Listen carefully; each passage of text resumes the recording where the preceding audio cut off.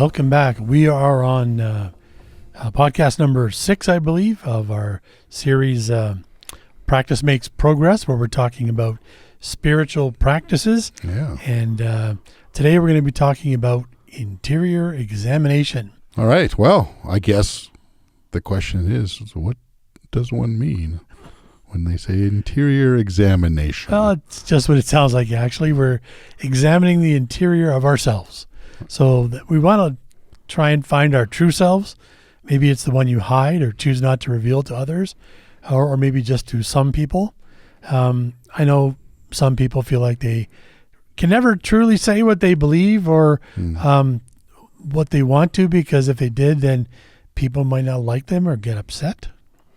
Yeah, and I think in a lot of ways it's definitely not a practice that only started at the advent of social media, but social media is something that we always want to put our best foot forward. Right, we're always presenting something that may not be or just an aspect self. even. Yeah. Like you're just like, hey, that part's successful, but we're kind of not necessarily seeing where the struggles might lie. Yeah, and that really lines up with the next point, is that we've all known people that sort of act or seem one way in a particular context, That's right. and then are completely different in another one. And if I just take that into our industry, a pastor might seem one way when speaking from a stage, wise, sage, friendly or open, and be entirely different with staff or individuals. So, Right. We've heard lots of stories on the news about that. Yep. Unfortunately. And unfortunately. Sometimes, I don't know, have you ever felt like you wanted just to check out of a conversation because things are getting uncomfortable and you feel like you might easily be triggered to a big emotion? Absolutely, I have. Yeah. Yeah, and that's happened to me too. And I think in some of those cases, we're suppressing something, or something's triggering us, and that'll we'll get into that in a few minutes. So it's really maybe important to define what we're talking about this here. Like, 'cause there's sometimes where we're curating ourselves, if you will, and much like the idea we talked about with social media, or we just briefly talked about sometimes. We're in our profession, there's pastors that can curate themselves in the public at some point, but then sometimes in private when it comes to staff, or it's you see a lot different thing. But there's also the things of maybe not something so much curating as there's a part of you, there's hurts, there's deep things like that, and there's almost because of those emotions being triggered, maybe could be some suppressing going on, but we're almost maybe a little unaware of it, because I mean, I can definitely say sometimes something is triggering me. I'm like, what? Why did I respond in that way? We definitely may not be aware of some of the things, and that's another one of the reasons to look into it. And I think lots of times there's lots of stuff going on in our lives, and if we just keep pushing stuff down, and we just live on the surface where we only present, or we're only thinking about what's happening in the moment, then I think it's going to reach a breaking point at some point. And so I think when we get to the point you just made is a reason for doing examination, because we may not be aware. And I know John Calvin, who was a famous theologian and preacher, said, "The knowledge of God and that of ourselves are connected. Without knowledge of self, there is no knowledge of God. Without knowledge of God, there is no knowledge of self." Right. So I think if we look in the Bible, in Psalm 139, the poet David says the same things. He starts off by acknowledging that God knows him. So in Psalm 139, verses 1-3, David says this: "O Lord, you have examined my heart, and you know everything about me. You know when I sit down or stand up. You know my thoughts even when I'm far away. You see me when I travel and when I rest at home, and you know everything I do." And he goes on for several verses this way, saying no matter where he goes or what he does, God knows and is with him. And Rich Villodas, in his book, The Deeply Formed Life, which we're getting quite a few of our ideas from today. Absolutely. He says the psalmist is overwhelmed not with grief, but with gratitude and satisfaction because God knows him and claims him. These words are not words of stalking or God using surveillance to catch us when we do something wrong. David knows something about God. He knows that he is fully present to us. And it's actually quite a beautiful image. And I think that's a really good point, because I think sometimes we can hear that, and the idea that God might know that, and it's more fear-based in response. Yeah. And here he's saying, even with the beauty of knowing him, even the rough parts, Yep. God is responding in a kind of love, in love. Yeah. And then we get to the part you were mentioning. By the end of the poem, David says something that indicates, although God knows everything about him inside and out, David doesn't even know everything about himself.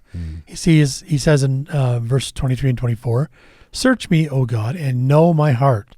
Test me and know my anxious thoughts.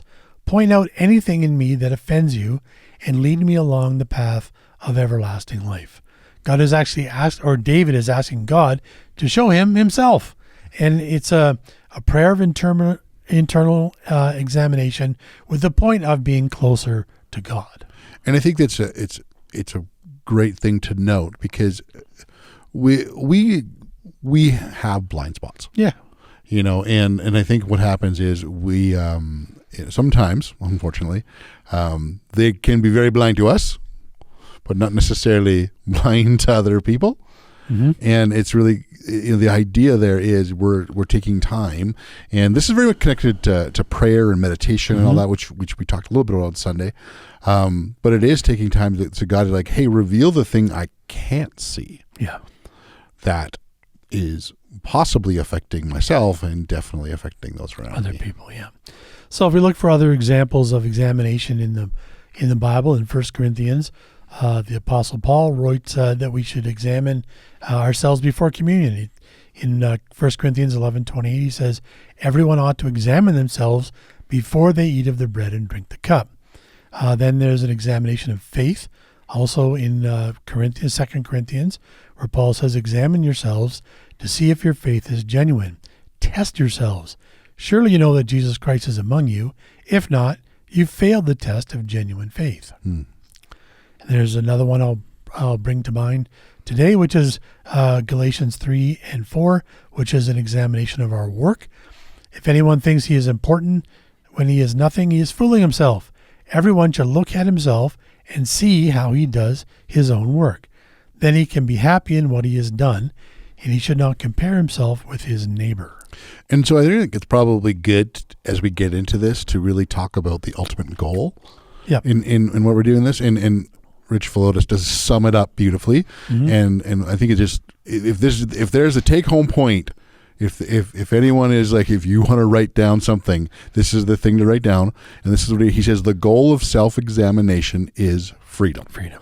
It is not the list of how bad you are, or even how good you are. It's the idea of freedom, destructive thought patterns, inner messages, how we've wrongly perceived things. Whatever it is, the goal is ultimately Be free from those things. Yeah. So we're going to look at a roadmap in just a minute of sort of a guideline to help you get started in interior examination. It's a big topic, and this is just scratching the surface today. But before we get there, I just wanted to look at a couple of barriers to internal or interior examination. And one is busyness. Yeah. Our culture thrives on busyness. If someone says how busy they are, I think my first impulse is to tell how much busier I am than they are. Yeah, it's a competition a lot of times. A lot of times. The other thing is that interior examination requires time and usually solitude in order to reflect on what's going on inside. And I know for me, it's much easier to either to keep working or distract myself or doom scroll or any other busy thing that helps me avoid interior examination. Because sometimes I'm a little bit afraid of what I might find in there. Yeah, absolutely. The other thing that Rich talks about in the book is compartmentalization. That's a big one. And another, I think, particularly for followers of Jesus, it's easier for us to do this. We offer God surrender in some areas of our life, but not, we actually deny God access to others. And I mean, God's interested in integrating all of our life together. And I think we cut ourselves off from the contradictory or unpleasant parts and stop God from doing that. And again, Rich has a beautiful summary where he says Christian spirituality involves acknowledging all our part selves, exposing them to God's love, and letting Him weave them into the new person He is making. All right. So in all that, maybe the question to ask is where do we start? What is the things that we want to do when it comes to self-examination? Yeah, well, a big part of who we are is where we come from. Right. So I think we start with our family of origin because they're the primary influences on us in our sort of first part of our lives. And they definitely have a lasting impact into adulthood. And we've talked about it before too, in our series, building community, and our ability to return to joy from the negative emotions, the big emotions, I should say, we have, and return to joy or process those healthily can quite often start, and the practice we learned, good and bad, can come from our family of origin. So just seeing that to see like, oh, maybe one or two ways we return from a big emotion like shame or disgust, we could have had that modeled poorly for us, even though some other ones might have been modeled very positively for us. Yeah, and that we're going to discuss 3 categories that can negatively inform our development, and we may, like you said, may not even be aware of them. There are patterns, trauma, and scripts. So what we might mean by patterns are there repeated behaviors or practices, habits or ways of thinking that get passed from generation to generation. Kind of like we were just talking. So it's a legacy. Yeah, exactly like that. And you're right, they can be positive, like a love of art or how you manage your money or how you and where you take vacations. But they can also be negative. Workaholism, not being committed in relationships or avoiding conflict. All of those can be carried on from generation to generation. And we know families like that where they never seem to fight, but they don't deal with their stuff either. Right, absolutely. So I think once we identify patterns and legacy, we see how we might be predisposed to make them, and then we can make different choices, which was what you were alluding to when we talked in our previous series. And again, I'm going to review these quickly because time's flying by here. The next one is trauma. And again, I think when we say the word trauma, we think of big life-changing moments. I know in my life, my parents separated when I was about 10 years old. Right. That's a big life-changing moment. But it can also be smaller things and even lack of things that have an outcome of emotional distress. And again, it can be certainly be things we're not aware of. So there's the 2 sides that I just mentioned here. Think of it like a coin. One side is being on the receiving end of what I didn't deserve, abuse or abandonment in my case. And the other side of the coin is not getting what I do deserve. And psychiatrist Donald Winnicott refers to it as nothing happening when something might profitably have happened. Right. So something good that should have been given to you that wasn't. And that could be our parents or caregivers that might have been present, but we never received nurturing or warmth or attachment or had an environment where we felt safe or seen. Now, again, there's many degrees of this, from super traumatic to hardly any trauma. But I think no matter how great our families were or weren't, there's always going to be gaps. Yeah. Nobody's perfect. Yeah. And I think sometimes, so where we see the gaps and we don't see them is because we become so used to it. Yeah. For it not to be there, the thing that maybe that should have been there that wasn't. So it's harder to see because it's just something that should have been there but wasn't. Yeah. We go on life without it being there, and we really don't know. Mm-hmm. And but sometimes those are harder to see. And it does make us behave a certain way. Yeah. And so the goal then of understanding your trauma is not to just remember what happened and have someone to blame, but to sort of name and reject scripts that we believe because of the trauma have happened, and we want that freedom and being able to flourish from life-giving messages, which is a nice lead into the next step, which is scripts. Right. So we're going to define scripts as messages we receive, the roles we are given, and the ways we believe we must live that have been consciously handed to us or even subconsciously interpreted by us. Just an easy example here, maybe, I think I saw this on TV actually, where a kid got straight A's in school, and the dad was never happy. Right. He was like, "You just got an A; it should have been an A+." And I think a message we can get subconsciously from that is that we're just never good enough. Yeah, it's universal statements essentially we build over that, and never good enough. And so even that thing carry us, whatever you do in life, whether it's at your job or something, whatever that might be. Yeah, and even though you might do an excellent job, you'll never feel satisfied. Yeah. And there becomes a universal, no matter what I do, it's never going to be good enough.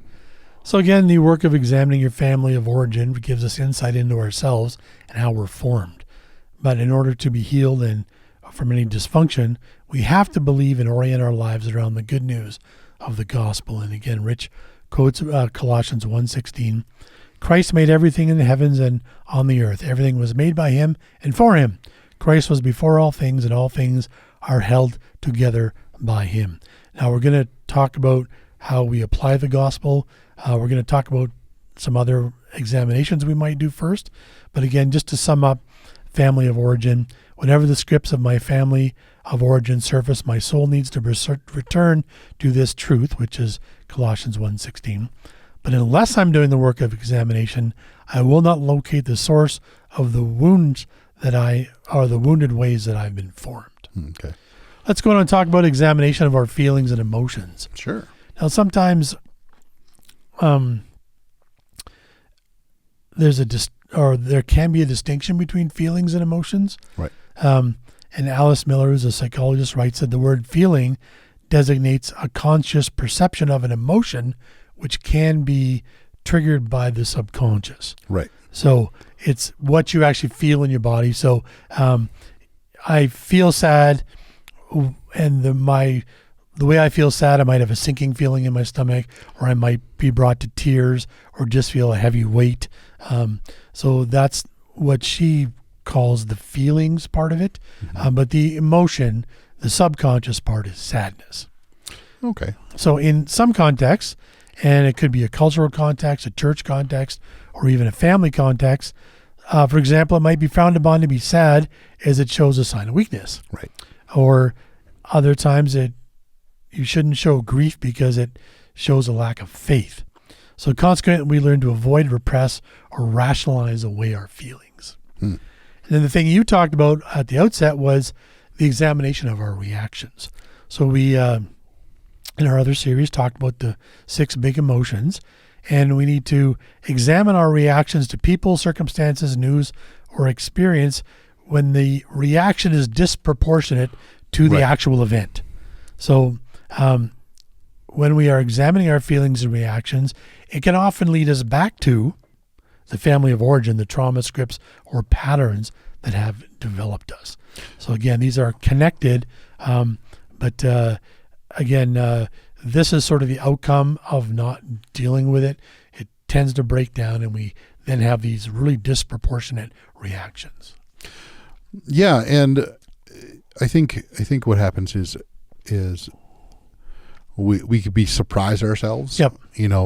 I know I can think of many times when I've had a kind of reaction to something. Yep. And someone, Courtney, my wife, said like, "Hey, what's going on there?" Yeah. And I'm just like that realization, like, wow, yeah, I don't know. I don't know. Yeah. Why I responded that way. Yeah. At that point, there's something underlying here, and so it's surprising, and it's even the big response. Like there have been times when she sort of has mentioned that to me, and it's like I almost didn't realize that my reaction was as big as it exactly. was, and it's really can catch us by surprise. Yeah, that's happened to me too. So we want to do interior examination, but we don't want to stop just at discovery. Right. There's no point in just opening wounds just to relive them again. We want to be able to turn that around and be healed and learn to flourish. So something you might find helpful is a tool that Rich Villodas suggests in his book, The Deeply Formed Life, which is also similar. Well, it's almost exactly like a tool that we studied years ago, maybe 4 or 5 years ago in the book Gospel Fluency by Jeff Vanderstelt. Right. And it's actually a series of questions that lead us from discovery to the healing message of Jesus.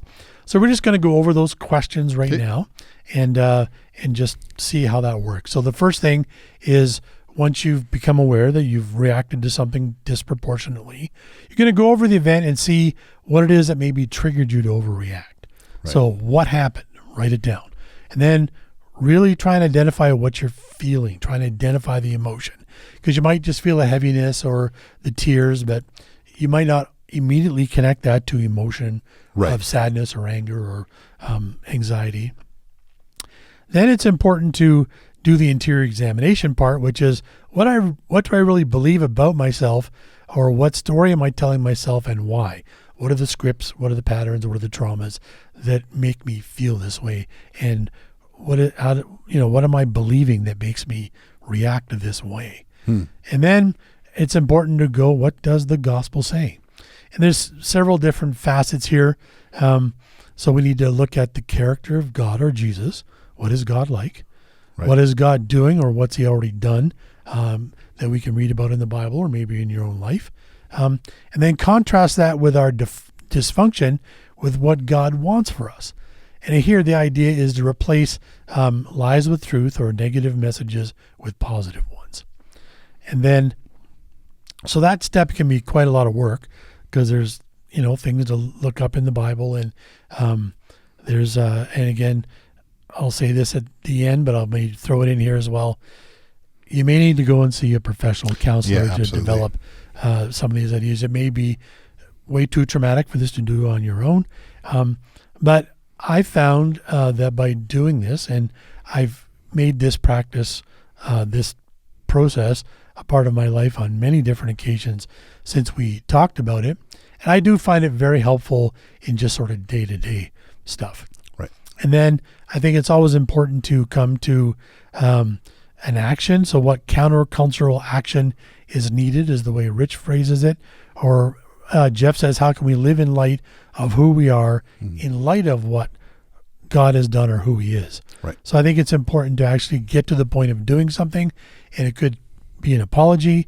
It might just even be telling someone about the experience, how you processed it. And we talked a lot about that in the last series, where sometimes just talking it through and how you might do it differently next time. Yeah. Yeah. So this is a huge topic. And, I think going back to what you said, as far as this is not a practice that that we do instead of possibly going to see a mental health professional. Something you might want to do as well as, or even with, depending upon what you need to go through. And even this whole practice, this is not the be all and end all of what this is. This is really what we can do in roughly 20 minutes and kind of share in this. But hopefully what this does is sort of start to I was thinking about the spiritual practice and just some of the resources that we've mentioned that can really help get started in that. Yeah, we'll post those in the notes, and then again, my goal our goal in doing this today is just to help you, give you a place to start. Yeah, and then remember that this is all about connecting to God, and ultimately, as we connect to God and we allow God to sort of help us in this examination, we are better able to connect to ourselves, and we become just hopefully growing and more whole. And that might take some growth and maturity, and definitely some healing. Sure. So we hope that you can add this regularly into your life. Take some time. This is none of these, when we talk about this as a practice, is just like you'll run out and do it all perfectly. Yeah. It really is the idea of just sort of adding these in a rhythm in life, and sometimes you'll be surprised when those things, that examination happens, like, oh, here's this thing, and some days it might not, there might nothing come up in that moment, and that's okay. Maybe there's just nothing that day that is needing to be pressing. And that's fine. And another day it might reveal itself. That's why we just have that practice continually. So don't be afraid to go in this. And again, the things that have happened that the self-examination might reveal might lead you to need to see a mental health professional. Please do so. They can be immensely helpful in your journey of healing. Thank you for joining us. Please like and subscribe, and we will see you next time.